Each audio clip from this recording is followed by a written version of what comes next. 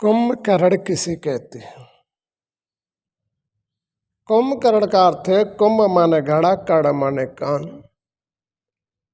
जो व्यक्ति बुराइयों की तरफ अधिक ध्यान देना, सच्चाई पर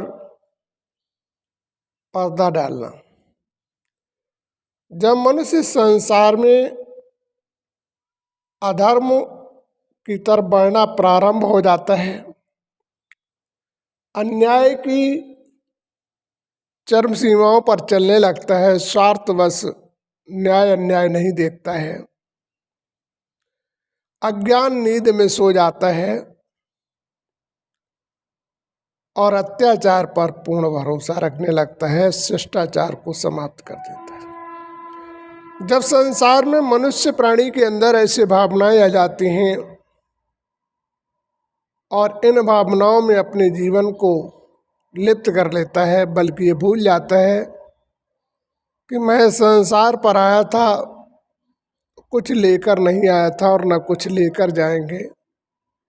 लेकिन सांसारिक व्यवस्थाओं को देखकर इतना लिप्त हो जाता है कि दूसरों के धन को भी अपना बनाने का पूर्ण प्रयास करता है और अपराध करते करते जब अपराध से मनुष्य दुखी हो जाता है, इसीलिए दिखाया गया कुंभकर्ण 6 महीने बाद एक दिन जागता था। माना एक दिन उसे ये आता था कि इस दुनिया में सच्चाई क्या है, सत्य क्या है। तो न्याय का चरण एक दिन वो चलना प्रारंभ करता तो भगवान के दर्पण में लीन होता था। फिर इसके पश्चात फिर वो अज्ञान नींद में सो जाता था। बल्कि संसार में कोई ऐसा प्राणी नहीं हुआ जो 6 महीने सोता हो और 6 महीने जागता हो। अज्ञानता वो अंधकार कहते हैं। नींद माना जो न्याय को दबा देना, असत्य के मार्ग पर चला जाना, उन्हें कुंभकर्ण कहते हैं। जैसे आप किसी को अच्छाई बताएं या ज्ञान के बारे में बताएं, उसके जीवन के चरित्र के बारे में बताएं, लेकिन जब उसे स्वार्थ होता है तो उसे कुछ भी अच्छा नहीं लगता है, सिर्फ उसे स्वार्थ अच्छा लगता है। तो स्वार्थ बस वो अपने जीवन में न्याय करना भूल जाता है। तो वास्तविक जो है अपने जीवन को परिवर्तन करने के लिए हमें अपना बदलाव करना चाहिए, जिससे ऐसे दिनों का हमें सामना न करना पड़े और परमात्मा भी हमारी पूर्ण मदद कर सके। तो बदलाव हमारे जीवन का परम कर्तव्य है। जब बदलाव करेंगे तभी जीवन हमारा बदलेगा, और जीवन बदलेगा तो हमें दुखों का सामना नहीं करना पड़ेगा।